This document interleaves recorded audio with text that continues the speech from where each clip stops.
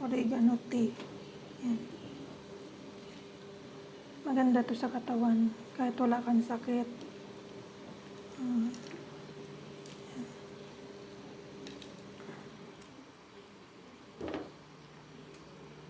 Tapos ito ilagay ko. Yan.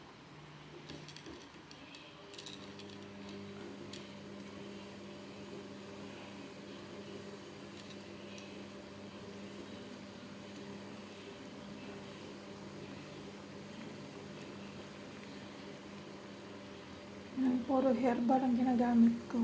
Makita ko sa YouTube, gayahin ko. Lahat ng medical ko, pasado, pati x-ray. Kung ano-ano na lang.